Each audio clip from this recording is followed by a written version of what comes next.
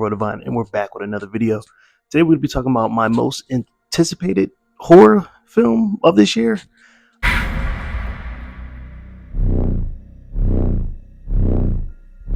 Weapons. Now, I had two red flags. Before we even start this video and review, welcome back. Two things. This is not spoiler free, so we're gonna knock out the review, the quick summary review right now. The movie is hot ass to me.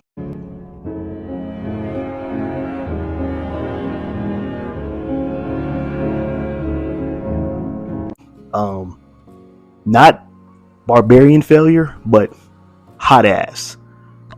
It had, once again, the great pilot, great drive. Executions were just fucking terrible.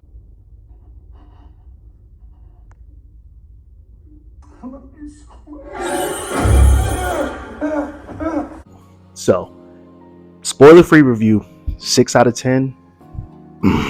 Wait till it hit the stream, watch it then.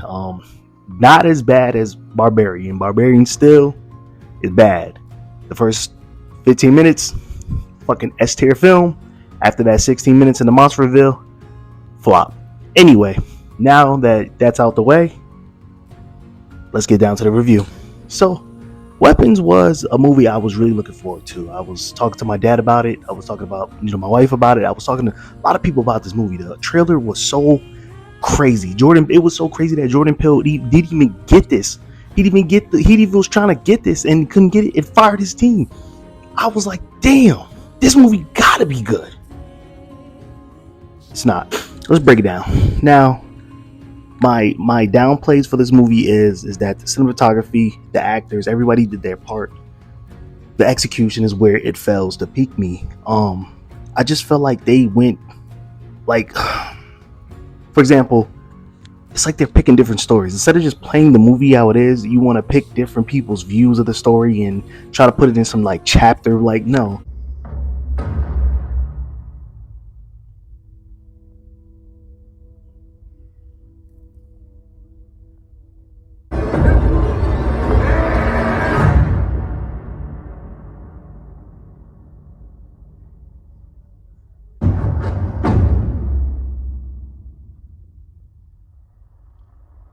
We don't care for that. Just play the fucking movie. They did the same thing in Barbarian, but it was just a little bit better in Barbarian because it wasn't that many people. This movie is going through like 6-7 different eyes. You follow 7 different characters, but they have their part and they're done, which ties into the timeline. It's like a timeline controversy, whatever. I don't really how to put it, but it's a timeline. And it plays the part of the movie, then you see the other person's part of the movie, which leads into that part of the movie, which leads into the other part of the movie, to leads into that part of the movie. So you see why this person is here and this person's there and this there. Instead of just playing the fucking movie, no. I just don't know why we needed to go back that route. You should have seen the criticism you got there in Barbarian. Okay, so let's not do that. The premise of the movie. Possession is cool. Witchcraft is cool.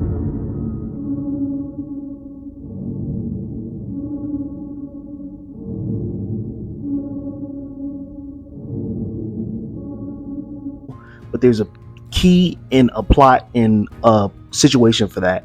You can't just throw that in the ass crack of a movie and think that, whoa, holy shit, this is what we wanted. Nobody wants that. We don't really care for that. You can mix possession and witchcraft into a movie.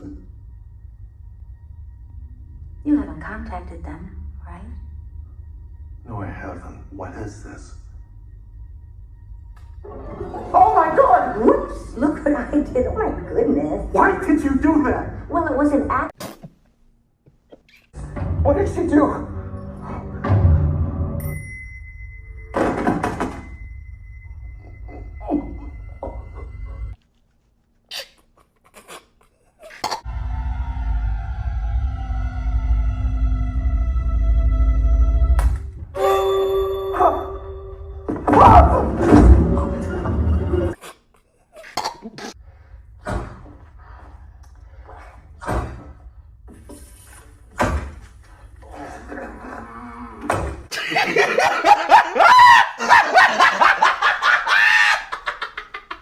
I'm not a director. I'm just a person that likes to watch movies and has seen many different aspects and perspective of horror movies and movies in general.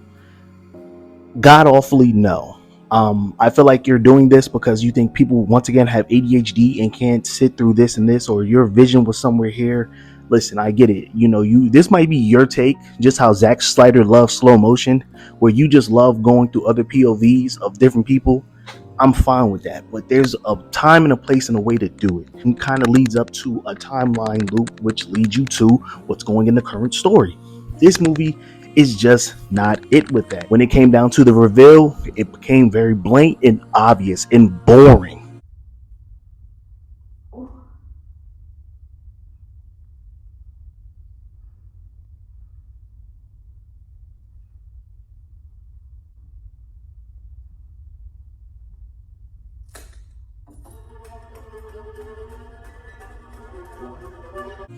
I get what you were getting at when it first came down to it, but when you really think about it in a movie perspective, that shit was terrible. Your Q, you're this, you're that, your peaks, you're this.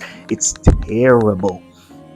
For example, when we're talking about build up, Insidious 1, Insidious 2, Paranormal Activity 1, Paranormal Activity 2, any of those type of horror movies have a perfect build up where it goes down south in the middle point.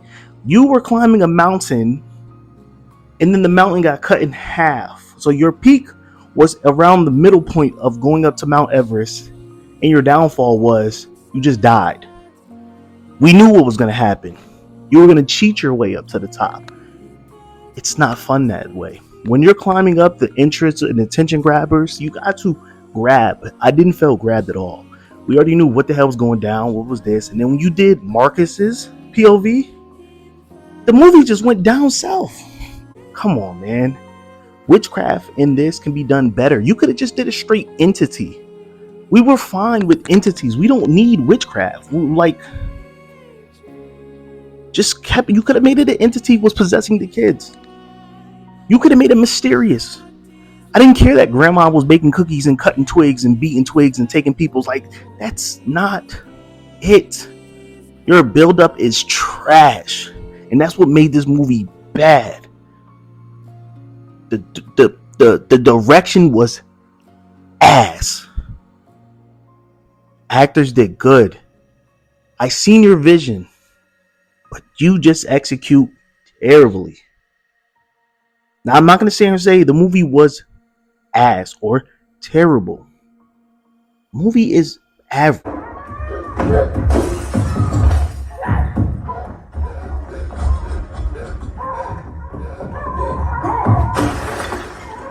I watched it and felt disappointed after the end. I wanted to give this movie a chance, but this Barbarian director, I don't even care to do my research. I just don't like your direction. And that's once again, that's my opinion. But I just felt like this movie could have been better. So I mean at the end of the review, it's a 6 out of 10. Your beginning was flawless. I was enjoying it. Everything was mysterious and spooky. Your middle was just all over the place. I don't care.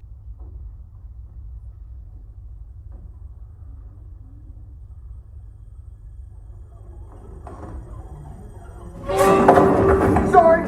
Fuck! Sorry! Sorry! What the fuck?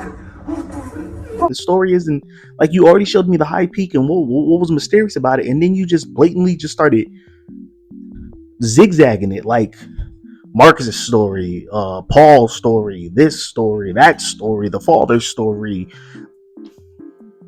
and then the ending, grandma, the kids. You had 10 minutes left and tried to squeeze as much as you can out that 10 minutes for me to give one of the craziest kids chasing scene POV scenes I've ever seen in a movie.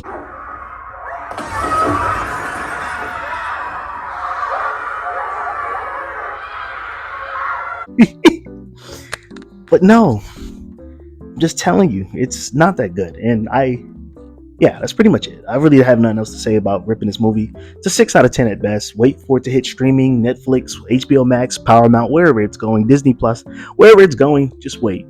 Don't see this in theaters. It's not worth your time. It's not worth your money. You're gonna have that same aspect that you felt when watching Barbarian, and I'd rather you not leave out the movie theater feeling disappointed. You're gonna tell me it's a subpar movie. Some people are gonna tell me this movie was a banger. Some people's gonna tell me, oh my god, this was excellent. It's all self preference, but I'm gonna tell you how I feel, and it's just not it. So I think we still have to do Together. It's coming out, or I think it's out, so we still have to do Together, and of course we're still waiting for The Conjuring. So hopefully we don't have two more flops. I just think we are in a good place for horror movies right now. Pete Davidson movie was just terrible, but we're still in a good place, and it's still not too late, but we still have hope. So hopefully I'll see you on the next review, and thank you for stopping by.